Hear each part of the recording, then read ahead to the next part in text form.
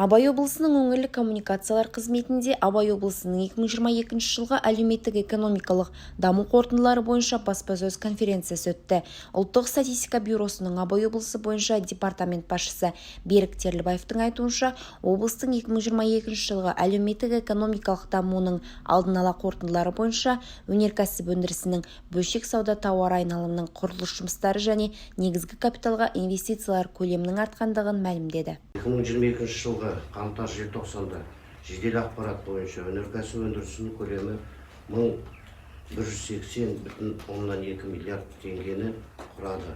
Өнеркәсіп өндірісінің индексі 109,7 пайызды құрады.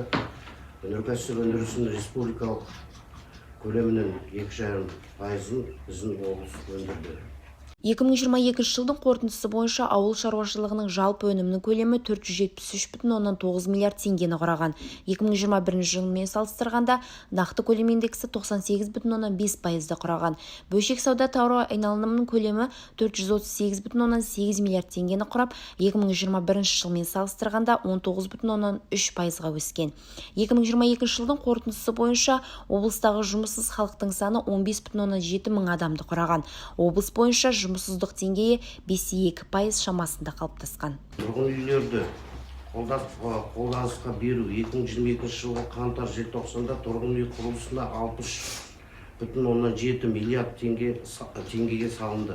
Негізгі капиталға салынған инвестициялардың жалпы көлемінде тұрғын үй құрылысында игерілген қаражаттың үлесі 15,1 пайызды құрады.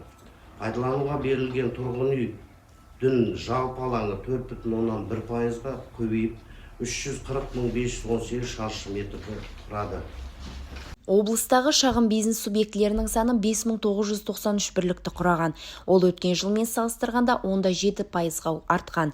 22 жылғы қаңтар-желтоқсанда жұмыскерлерге есептелген орташа айлық атаулы жалақы 260,102 теңгені құрады.